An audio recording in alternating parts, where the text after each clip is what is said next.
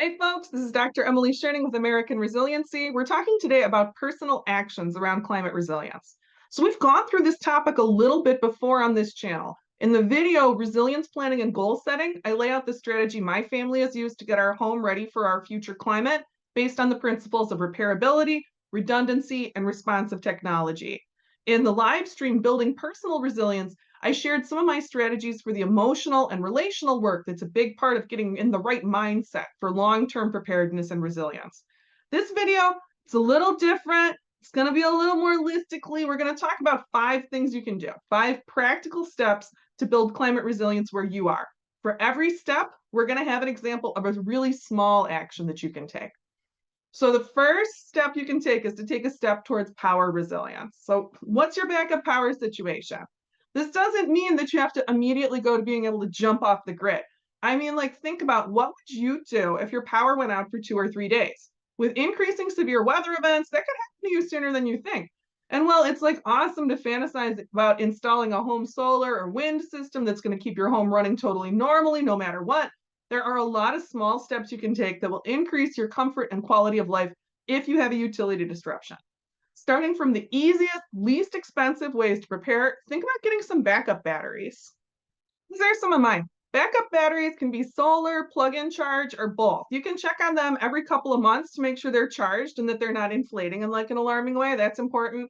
That way, at least you're going to be able to make sure your devices can stay powered on in an emergency. And this sort of backup battery, this is very affordable. Another small way to prepare is to have a plan for cooking without power. I mean, what would you do to cook if the power went out? Maybe you're already on gas, but do you know how to safely light your stove if the power goes out? And if you lost both gas and power, what would you do? So, like, this is not advanced or sophisticated plan here. This is a way for under $100 to have a backup plan. If you have a camp stove, an idea of where you can safely use it in different weather conditions, if you know how to actually light it, that's important to do too. I mean, like, this is the sort of thing where you want to practice occasionally so that you can feel safe and comfortable in the case of an emergency. Having a way to cook hot food is a really important way to feel safe and normal in a stressful situation. Here's our second step is to take a step towards your future landscape.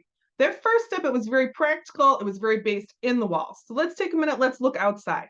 So this is my front yard here. I think of my yard as different like microhabitats. In the front, I have thorny scrub, which is a refuge for ground birds. I've seen transient bobwhite quail in there. They come and they grab a snack and a rest and then take off.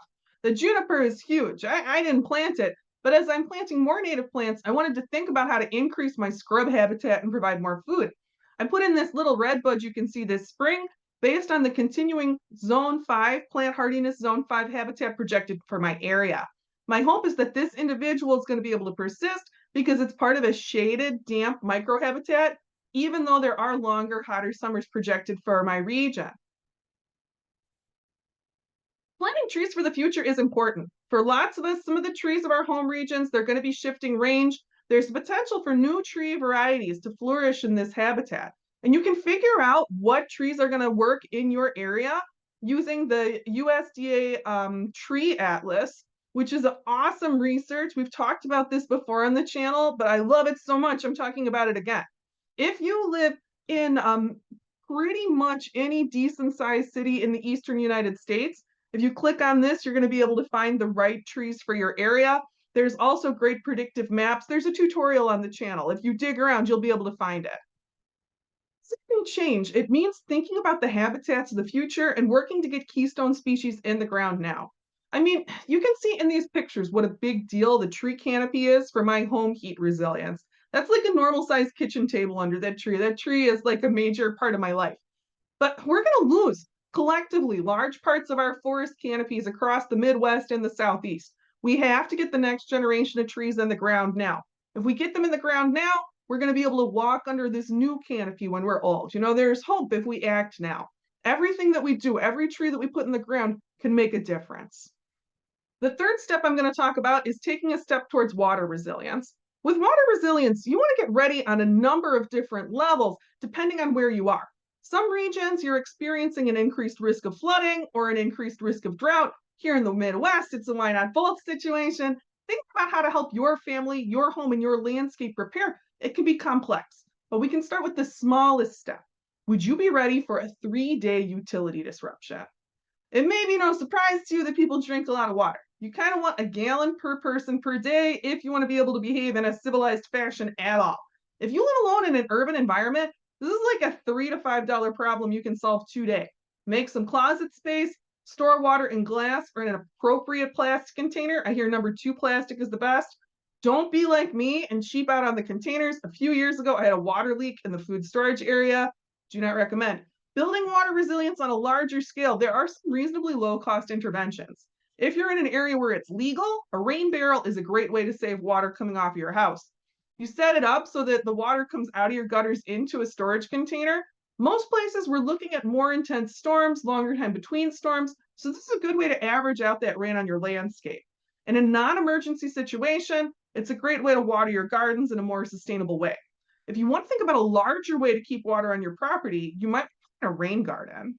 So a rain garden is the kind of a project where if you have ever wanted to rent a backhoe for the weekend, this is the project for you. If you're interested in groundwater and helping to recharge aquifers in your area and decrease pollution to surface water, you should be interested in ways to help water get into the ground. A rain garden is a way to control water on your property while building an enriched habitat. In most states, the Ag Extension Service will be able to recommend plants for your area. Fourth resilience step is taking a step towards food resilience. I mean, does anyone here remember the great toilet paper shortage of 2020? If you don't, I won't talk it anymore in case you've got it blocked out, but it's a reality of our lives now that we might get hit with supply chain issues. Staple goods can become unavailable or unusually expensive. Just remember the egg situation this past winter. Fantasize about a homesteader type lifestyle. That can be nice to think about. This idea that maybe you could bring more of this stuff under your control, feel like you could take care of yourself. But we don't need to go to extremes to take steps towards food resilience. It's 2023, we're moving into an El Nino summer. It's likely to cause further stress on the food supply chain. If your family eats any dry staple goods like pasta, rice, or beans, buy some in bulk and put it in storage now. You can think of it like with the power resilience, with the water resilience, start by being ready for 3 days of disruption. Planting a garden is also a really good way to build resilience, connect with the earth, and with local food systems. If you don't have a yard, container gardening is a good option if you have outdoor space. Countertops or windowsills can be indoor spaces to start building gardening skills before you have outdoor space. That's what I did, learning how to grow herbs and stuff. And looking into community garden plots can also help you get access to space to grow food. So this is a picture from one of my more conventional gardens. You can see the beans coming up here. And I thought maybe you would find this funny. This is one of the many places where I'm hiding squash on the property. We get that vine borer here pretty bad, so I hide the squash in lots of places. You can see this guy's just coming up. I'm hoping that the bugs won't find all of them. I also eat some food that just like grows, like native food. These are my ground cherry plants. They came by themselves. They come up every year. They produce a tomatillo looking type crop with sweet fruit inside. This is one of my blackberry hedges. Might be able to tell. I'm so happy for these guys this year. They've got just great floral density this year. They're setting a lot of fruit. But I don't like to grow food just for me. I like to think about like little habitats. But in the prairie area, I've got a variety of food-bearing plants that I mostly don't eat, like this lupin here. And I've got a lot of flowering plants like this is one of the many types of native sunflowers that are coming up, some of which I have added to the area and some of which are just coming out of the seed bank now, which is pretty cool. On the prairie plant front, I want to show you my prairie clover. I think this is so cool. You can see the second year growth bursting out from this plant around the first year growth. You can see that it's been growing through the winter underground. Once they get in there, the prairie plants, the way they emerge in the spring is so dynamic. It's like this big plant just jumps out of the ground. But anyway, when I garden, I like to keep track of my expenses, my estimated produce value, because I'm a data nerd. It makes a big difference to the budget. You might not be in an environment where you can do this work. You might have physical limitations where this sort of labor isn't on the table. And that is just a reality. Everyone can't do every step, right? But this last step we're going to talk about is broadly accessible. Step 5, we're going to talk about taking a step towards community resilience. No matter where we are, we're stronger together. It's important to know what resources are present in your community so you can learn where you can contribute and where you can get help. That doesn't just mean getting in touch with organizations, it means getting networked into a place. getting to know people and letting them get to know you. There are a lot of people in America who are very lonely. A small and important step you can take towards building your resilience today is reaching out.